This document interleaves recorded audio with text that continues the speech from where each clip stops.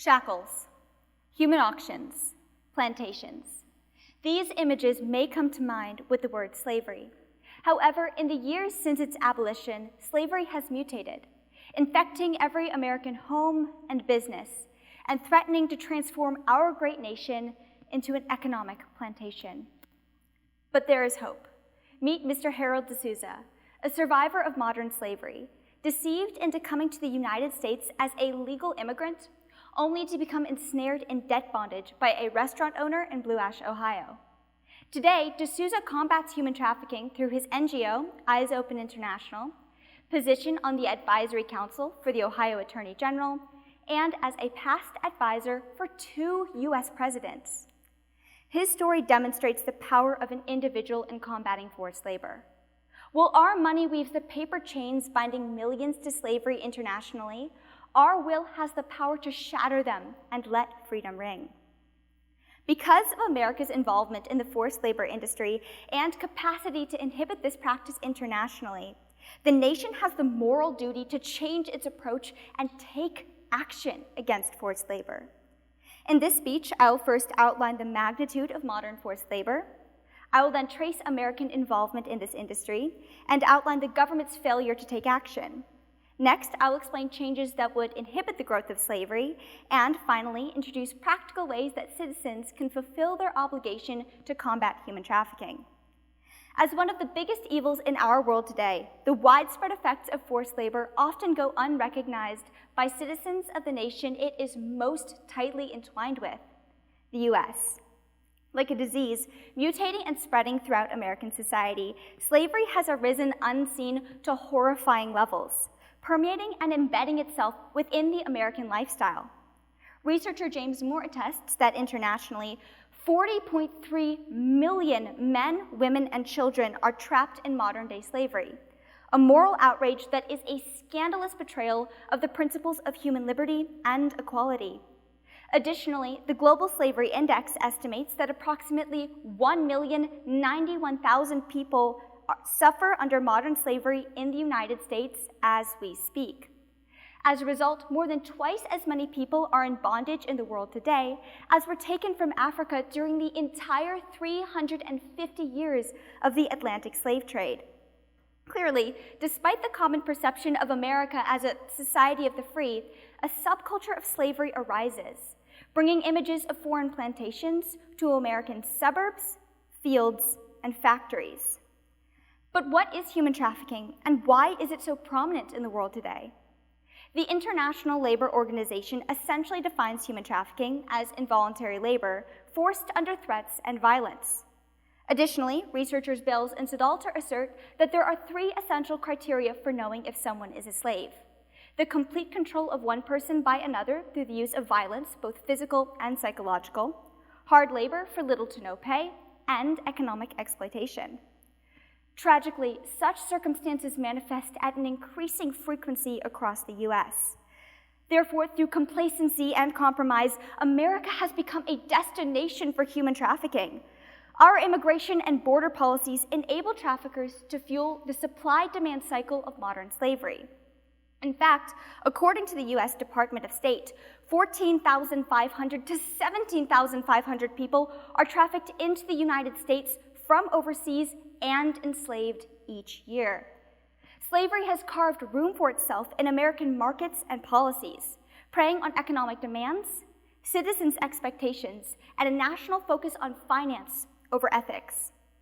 As a result, the Berkeley Journal of International Law asserts that human trafficking operations tend to thrive in states with large populations and sizable immigrant communities, in prostitution and sex services, domestic service, agriculture, sweatshops and factories, restaurant and hotel work, because of low wages, lack of regulation and monitoring of work conditions, and a high demand for cheap labor.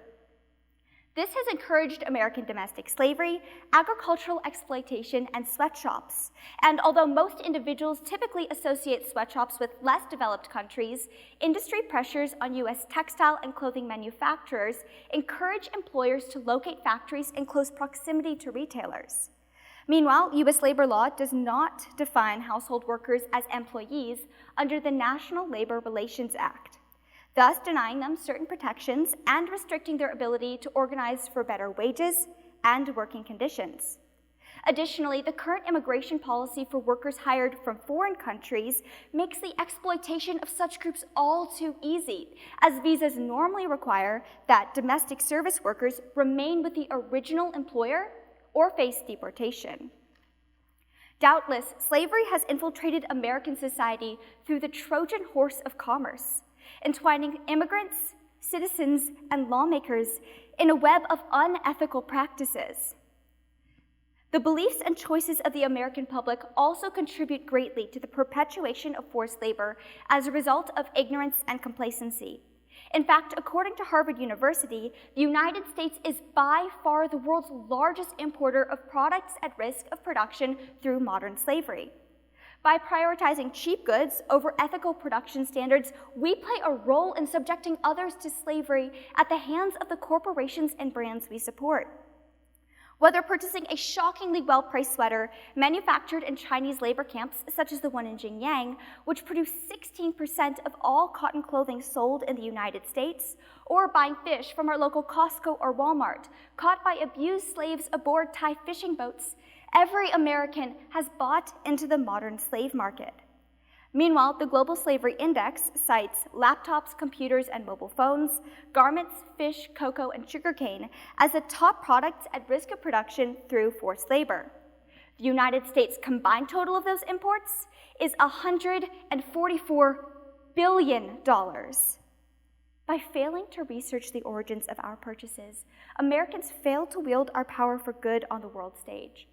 Instead, our magnitude of imports, our insatiable appetite for Mars Halloween candy, Patagonia vests, and frozen shrimp stir-fries help construct the webs of demand, power, and money.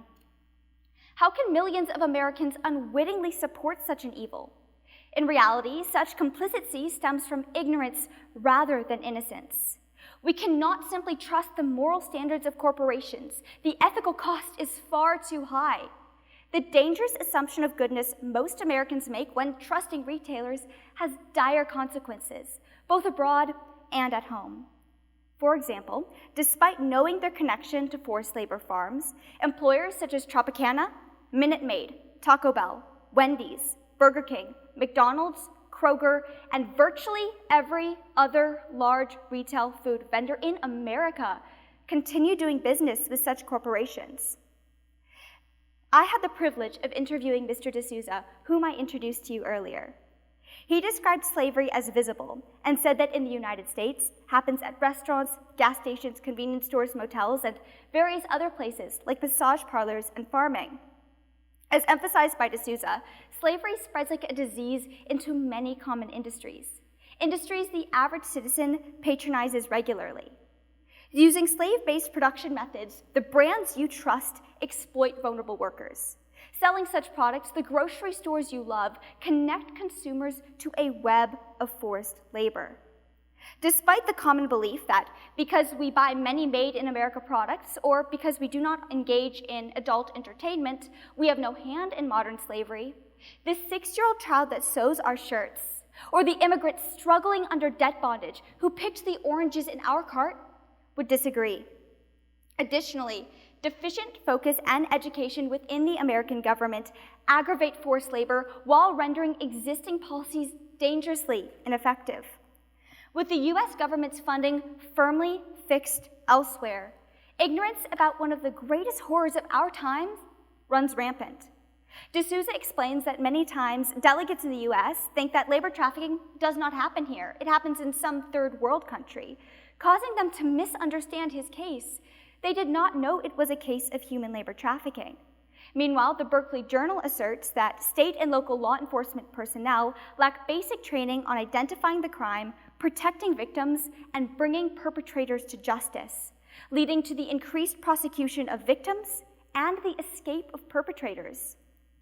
A national lack of focus on human trafficking in all its forms leads to a government that fails to prioritize abolition, thus tying the hands of justice, blinding her agents, and threatening to make slavery an unspoken American institution. This forces even the U.S. government to report that the annual percentage of trafficking and slavery cases solved is less than 1%. Such conditions are worsened by unfocused legislation, which has proven horrifically counterproductive and easily abused by traffickers. For instance, the Trafficking Act demands that survivors assist in investigation to receive benefits. However, this places both them and their loved ones at risk, as traffickers often have access to all provided files and information. Because of such failures, America's own anti-trafficking acts have been invoked against it when trying to ban products made with slavery and child labor. For example, Burmese citizens have sought to apply US-based laws against US-based corporations for the use of forced labor.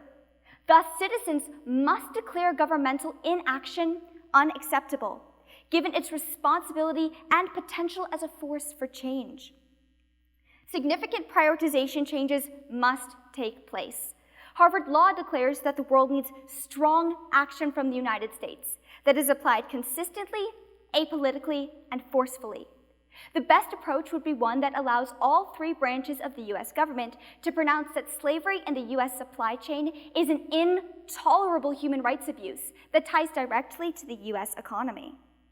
Researchers Bales and Zadalta remind us that the government, when it addresses human trafficking at all, focuses primarily on forced prostitution, possibly because it makes the biggest splash. More visible than other forms of slavery, it is thought to account for about half of all trafficking victims in the country. This demands the holistic approach and perception of forced labor, better equipping citizens and government agents to combat slavery. As Americans, we have both the biblical duty and practical ability to cause the international decline of forced labor. Simultaneously, the Bible mandates an active fight for justice as a fundamental part of the Christian life. For example, the one another commandments of the New Testament lay out a framework of service and compassion. Galatians 5:13 explains that you were called to freedom. Only do not use your freedom as an opportunity for the flesh, but through love, serve one another. Without a doubt, Christians must use their freedom to confront evil and spread the love and justice of God. Therefore, an issue as horrific and prevalent as slavery demands our action. Expert abolitionist Siddharth Kara suggests that the most effective way to reduce demand is to attack the industry's immense profitability, making the risk of slave operations much more costly. As the largest consumer of slave-produced goods and a major destination for human trafficking, the international and economic decisions of the American buyer have the power to flip financial incentives and force employers to pay a fair wage. This role doubles our moral responsibility to shop conscientiously. Your impact could come in the simple form of focusing on switching out some of the brands and products most notorious for forced labor, such as chocolate, fish, fruit, clothing, coffee, for fair trade or ethically transparent brands. We can also have an impact by carefully vetting out our sellers on Amazon and verifying the companies from which we buy. As community members, we already play an integral role in the rescue and protection of forced labor survivors, and with increased intentionality, many more could come to freedom.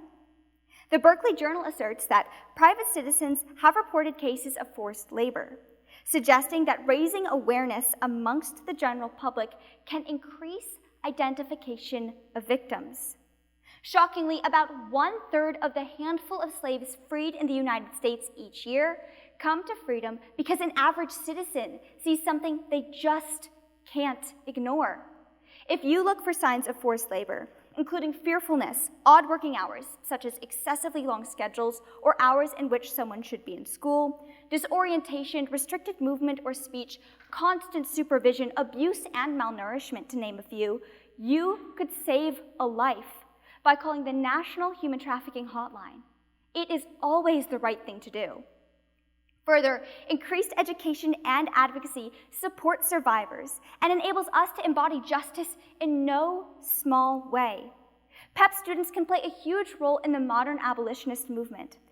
And D'Souza explains that if even 100 students raise our voices together on this issue, we will catch the eye of the community, the politician, the philanthropist, and the lawmakers.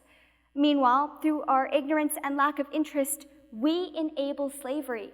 If non-involvement is what we teach, it becomes the norm. However, an engaged community can serve survivors, donating funds and professional services as lawyers, doctors, counselors, etc., to support survivors as they rebuild their future. This had a direct impact on Mr. D'Souza when he gained his freedom and enabled him to attain important healthcare services. As the youth play a role in the eradication of forced labor, greater education by both parents and schools is vital. As children constitute 50% of global victims, increased education on this topic could prompt an at-risk demographic to report red flags.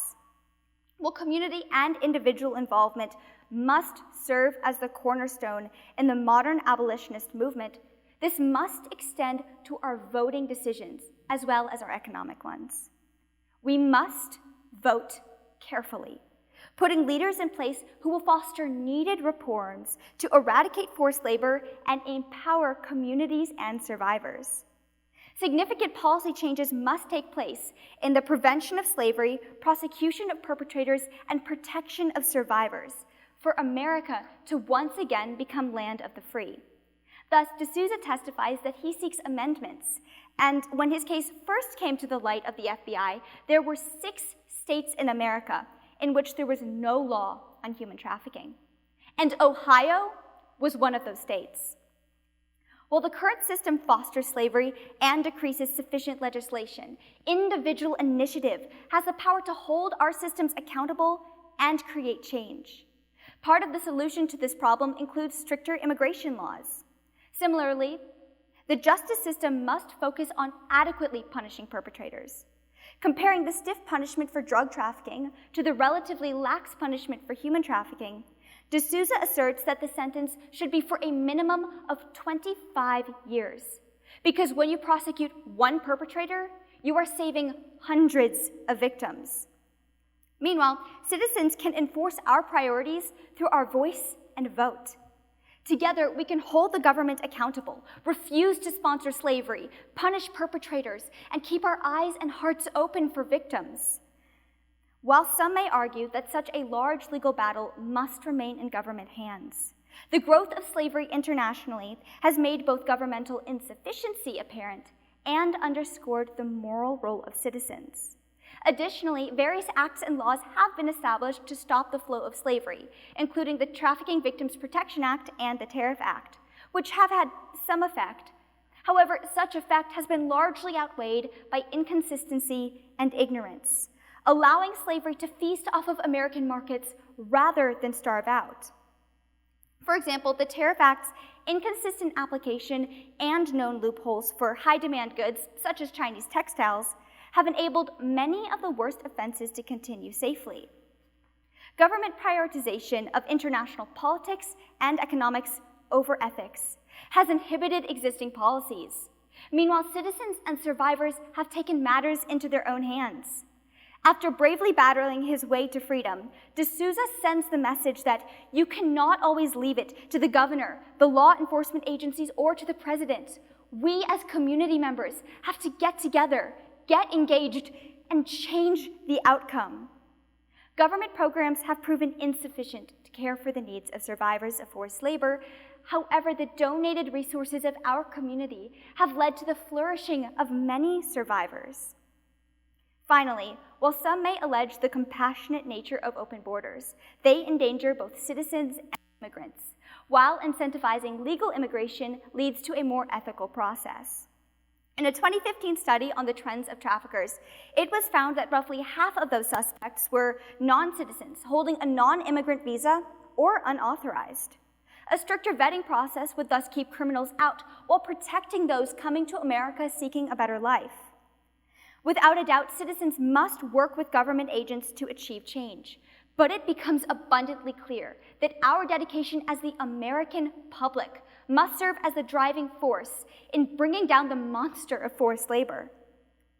As a powerful political and economic force, Americans must wield their authority against slavery, inhibiting its spread.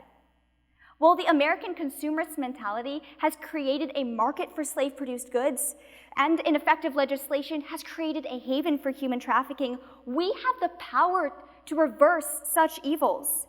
As Mr. D'Souza demonstrates, one person's dedication can change lives.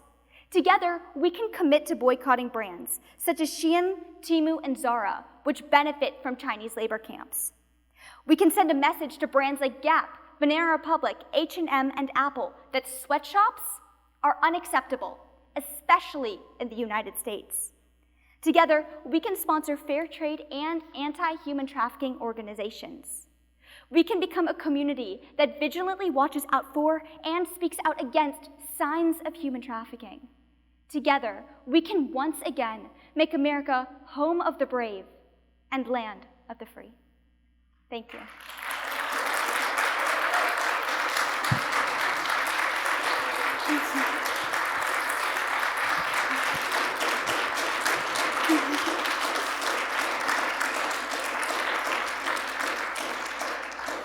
Great job. Questions for Abigail?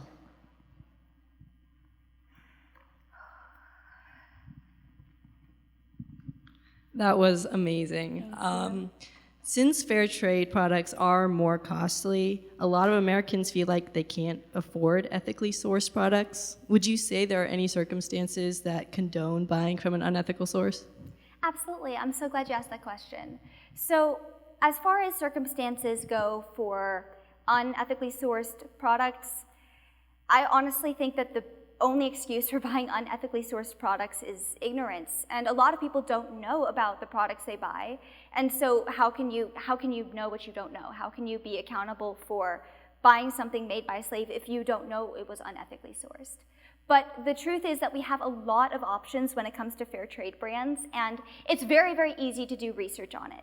So as we look in our pantries and we see what items that we buy are made by slaves, it's easier and easier to switch those out. And a lot of fair trade brands are actually very affordable. For my favorite source of fair trade goods is actually Aldi's, because they have a ton of the most common things like chocolate and coffee, and it's fair trade, it's great quality, and it's very, very affordable. So it's actually not as difficult to find as you would expect, and it becomes easier with a little bit of research. Does that answer your question? Excellent. So you mentioned that changing immigration would keep criminals out of America. Yes. Would that just push the problem of human trafficking to other countries and keep it out of America, or do those people only have the resources for human trafficking in America? Well, there's a couple ways that we can attack this. And number one is that when we have people coming into America, we are a huge source. And so when we stop people from coming into America, automatically you're going to reduce human trafficking internationally because there's a much smaller demand. So one of the things about that is once we reduce demand, then we will automatically reduce the supply, because slavery is about money. You know, it's evil people who just want money and they want to exploit people. So once we reduce demand, then we reduce the amount of money and they won't be so incentivized to do it. As far as pushing criminals into other countries, another form of that is we need to have tariffs and we need to take a strong stance against human trafficking internationally so that countries are more incentivized to crack down on human trafficking. And another thing is that it will be easier for us to incarcerate perpetrators once we have a stricter vetting process. Good. Any other questions? Okay, great job, Abigail. Thank you.